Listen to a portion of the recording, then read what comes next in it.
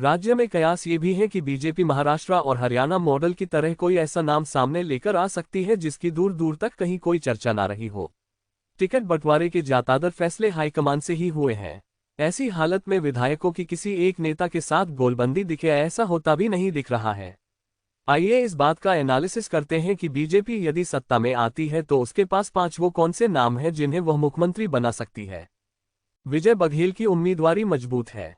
उसकी 2 वजहें हैं। विजय बघेल सीएम भूपेश बघेल की ही जाति ओबीसी की कुर्मी समाज से आते हैं। वह मुख्यमंत्री के खिलाफ पाटन से ताल ठोक रहे हैं।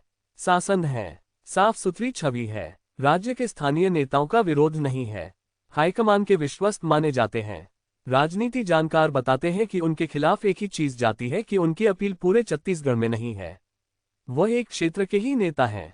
3 बार के मुख्यमंत्री रहे रमन सिंह को भले ही पार्टी ने मुख्यमंत्री के तौर पर प्रोजेक्ट नहीं किया, लेकिन उनकी प्रत्याशिता को सिरे से खारिज नहीं किया जा सकता।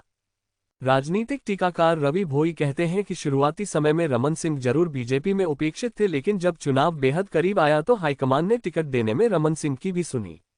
केंद्रीय नेतृत्व ये बात जानता है कि रमन सिंह 3 कार्यकाल सरकार चला चुके हैं और उन्हें राज्य चलाने की बेहतर समझ है। वह राज्य में लोकप्रिय रहे हैं। भले ही 2018 का चुनाव हारने के बाद उनकी सक्रियता कुछ कम रही हो, लेकिन मुख्यमंत्री चुनते समय उनके अनुभव को दरकिनार कर देना कठिन होगा। बीजेपी के प्रदेश अध्यक्ष अरुण साव सीएम पद के लिए भी दावेदार बन सकते हैं। अरुण साव ओबीसी समाज से आते हैं, सीधे सरल हैं, पार्टी के अंदर की गुटबाजी में विश्वास नहीं करते। इन चुनावों के 6 महीने बाद ही लोकसभा के चुनाव होने हैं। बीजेपी को एक साफ सुथरी छवि वाला ऐसा मुख्यमंत्री चाहिए जो हाईकमान के निर्देश को पूरी तरह से अमल में लेकर आए। इसके लिए साफ बेहतर व्यक्ति हो सकते हैं। ओबीसी की जिस जाति से वह आते हैं उसकी संख्या छत्तीसगढ़ में ठीक ठाक है।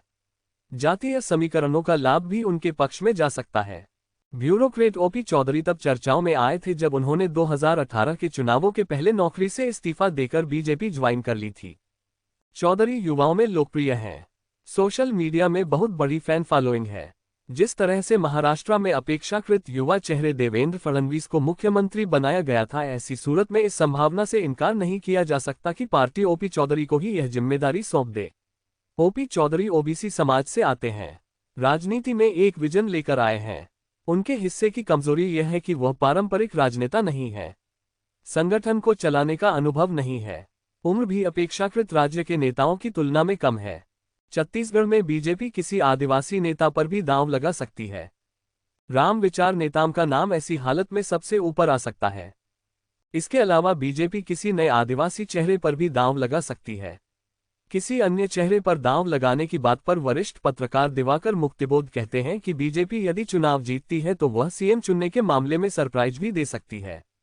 सीएम चुनते समय केंद्रीय नेतृत्व इस बात का ख्याल रखना चाहेगा कि 6 महीने बाद ही लोकसभा के चुनाव होने हैं।